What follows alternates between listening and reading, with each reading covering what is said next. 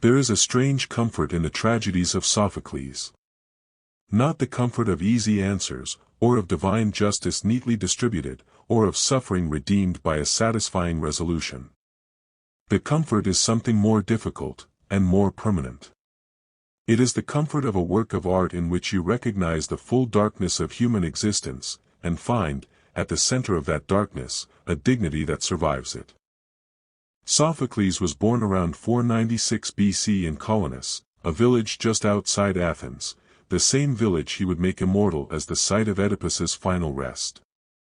He was a wealthy member of the rural community of Hippias Colonus in Attica, born into a well-off family. His father was an armor manufacturer, and was highly educated. He lived to be nearly 90, watching Athens rise to its greatest glory under Pericles and then begin its long decline during the catastrophic Peloponnesian War. In 413 BC he sat on the 10-man council which was convened to deal with the crisis of Athens's failed Sicilian expedition against Syracuse. He was a man embedded in the public life of his city, not a recluse, not a sufferer who wrote from personal catastrophe, but a citizen who looked at the world steadily and found tragedy everywhere he looked. Sophocles won first prize at the festival of Dionysus 18 times, frequently over such competitors as Aeschylus and Euripides. None of his plays ever came in third. He wrote, by ancient reckoning, around 123 plays.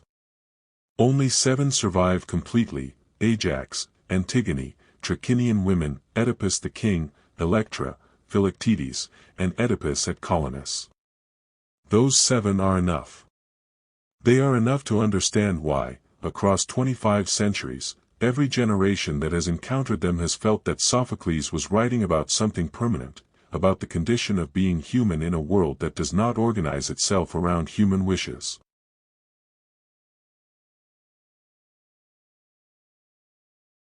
To understand what Sophocles was doing, you have to understand the problem he inherited. Aeschylus, the great predecessor who dominated Athenian drama for a generation, wrote tragedies in which the divine order was the protagonist. His great Orestia trilogy, the only complete tragic trilogy that survives from antiquity, follows the curse on the house of Atreus from murder to murder until the gods themselves intervene to establish a new, rational order of law. The suffering in Aeschylus is immense, but it is purposeful. The universe is going somewhere, the gods are working something out, and the horror is the birth pangs of a better world. His tragedy is religious, communal, and ultimately optimistic in its structure.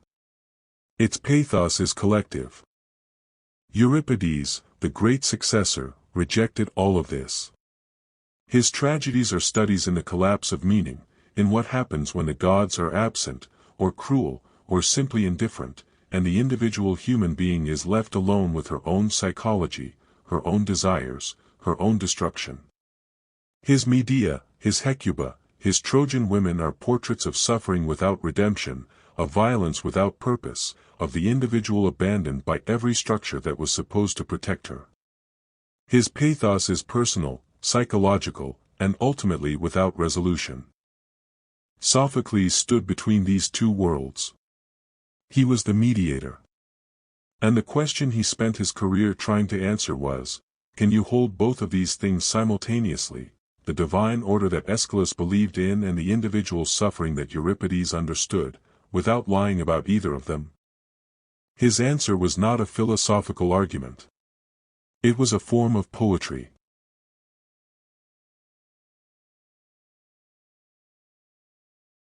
Before we can understand what Sophocles did artistically, we need to understand what he built technically, because the two are inseparable.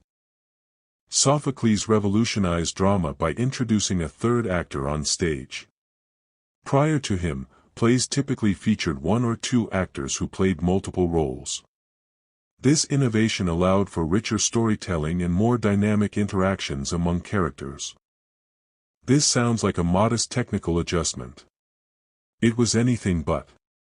With one actor, you have a monologue. With two actors, you have a confrontation, one person against another. With three actors, you have something that resembles the actual texture of human experience, a world of multiple conflicting perspectives, where the same event looks entirely different depending on who is observing it, where two people can both be right and both be wrong, where the collision of legitimate claims produces tragedy rather than mere villainy. The addition of a third actor on stage enabled the dramatist both to increase the number of his characters and widen the variety of their interactions. The scope of the dramatic conflict was thereby extended, plots could be more fluid, and situations could be more complex. He also introduced painted scenery, the first painted sets in theatrical history, sometimes even changing scenery during the play. And he reduced the role of the chorus, making it less the protagonist of the drama and more its lyrical commentator, the voice that stands back from the action and gives it its emotional resonance, its musical dimension, its connection to the wider world of human experience. Aristotle references Oedipus Rex numerous times in his book Poetics, more than any other play. For Aristotle, Oedipus the King was not just a great play. It was the ideal example of what tragedy was and could do. Its plot was structurally perfect, every element served every other element, nothing was wasted, the reversal and the recognition arrived at exactly the right moment with exactly the right force. It was the model.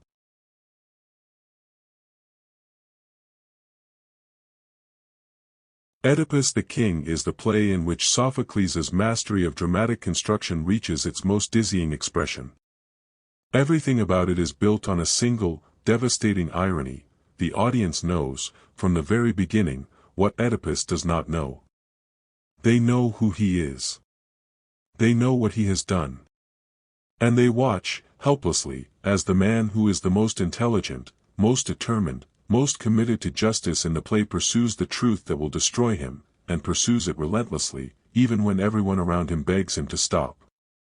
The analytical exposition of the plot, the genius with which Sophocles unravels a pre-existing horror rather than building toward a future one.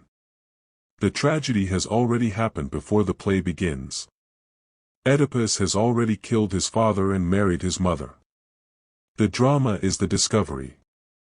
And the discovery is structured as an investigation, Oedipus as detective, pursuing the murderer of Laius, not knowing that the murderer is himself. The irony is total. The audience feels two contradictory things simultaneously, admiration for Oedipus's intelligence and courage, and dread at watching that intelligence drive him toward ruin. This combination, admiration and dread, pity and terror, which Aristotle identified as the essential emotions of tragedy, is something Sophocles understood how to produce with an engineer's precision. But it is not cold engineering. The greatness of Oedipus is not merely structural. It is what happens to Oedipus when he knows. The man who has been the proudest of kings, the solver of riddles, the savior of Thebes, this man accepts his catastrophe. He does not rage against it. He blinds himself, the man who could see what others could not, destroying the sight that could not see the one thing that mattered. And in that acceptance he becomes more dignified than he was before.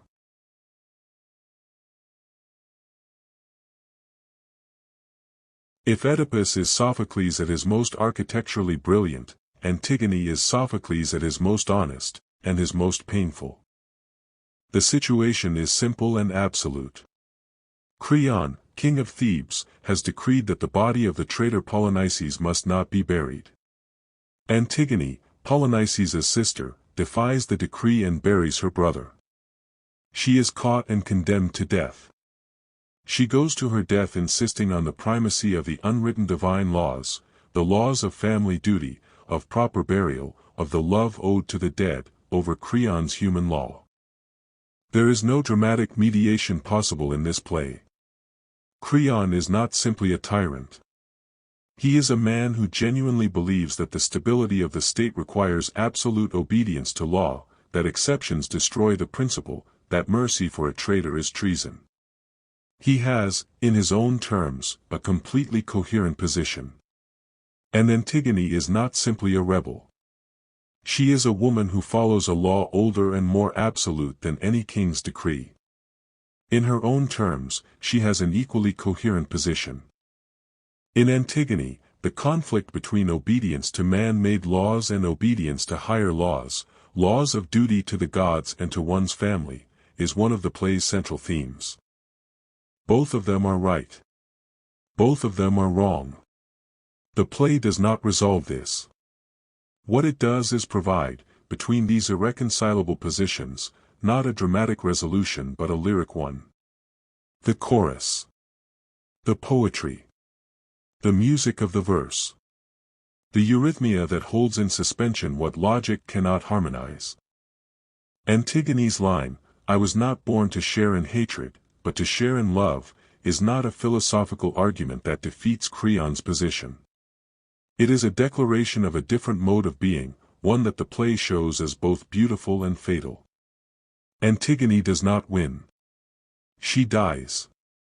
But she has become the permanent symbol of all resistances, of everyone, in every age, who has stood against a law they knew to be unjust, knowing the cost and paying it. The French staged Antigone during the Nazi occupation. It has been performed in South Africa, in Latin America, in the Middle East. In each case, the audience recognized their situation in the play, not because Sophocles was writing about those specific historical circumstances but because he had found the permanent form of a permanent human conflict.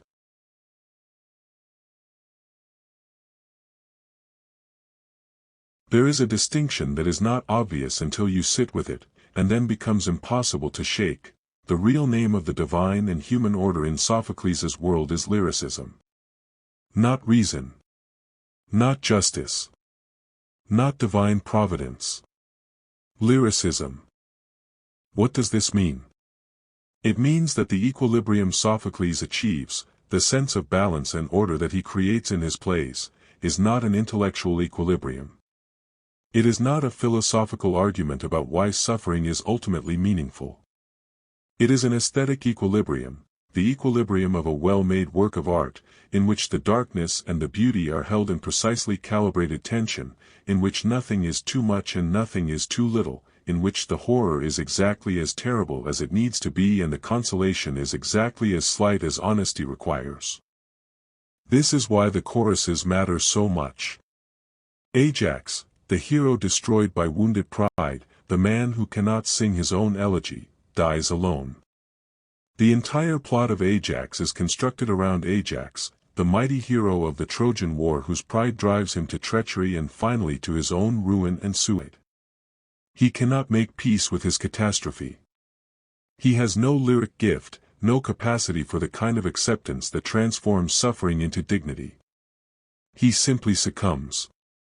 And when he goes silent, there is nothing left but the chorus to restore what his silence destroyed, to sing the elegy that he could not sing for himself. And in Oedipus at Colonus, the last play Sophocles ever wrote, produced after his death by his grandson, the old, blind Oedipus arrives at the sacred grove near Athens, the grove near Colonus where Sophocles himself was born, and prepares to die. The chorus of Colonus sings what is perhaps the darkest thing in all of Sophocles, and among the darkest things in all of Greek literature.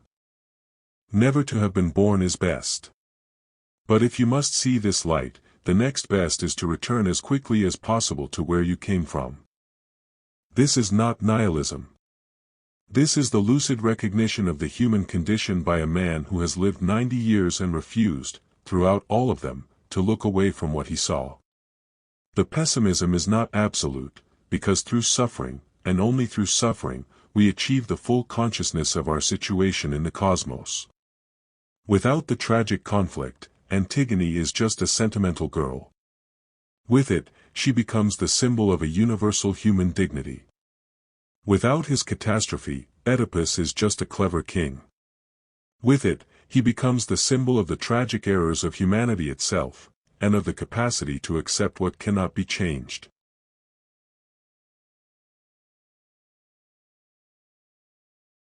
Sophocles died around 406 BC, having watched his city begin the decline that would lead, within 2 years, to its defeat in the Peloponnesian War. He died, apparently, still revising Oedipus at Colonus. The play in which old Oedipus finds his final rest was finished by someone else and given to the world by hands that were not his.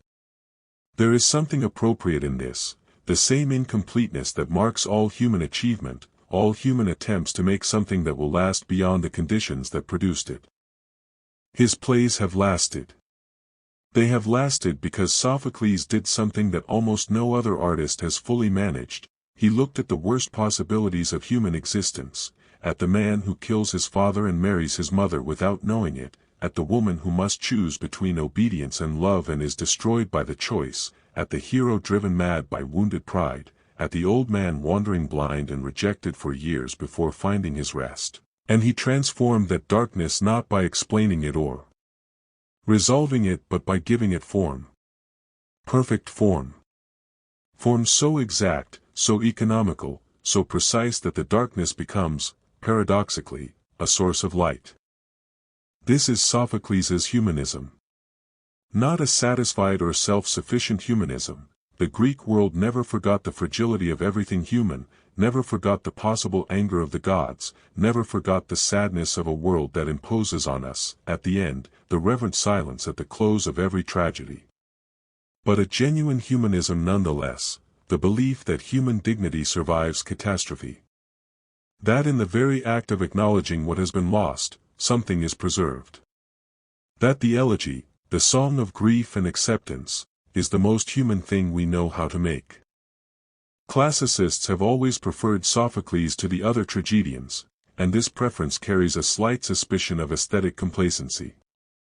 The equilibrium of Sophocles is precarious, purely aesthetic, achieved at the price of not solving the problems it confronts. But this is also what makes his work honest. He never pretended to solve anything. He only made it bearable. That is enough. That, in the end, is everything. Thanks for watching. See you next time with another human story.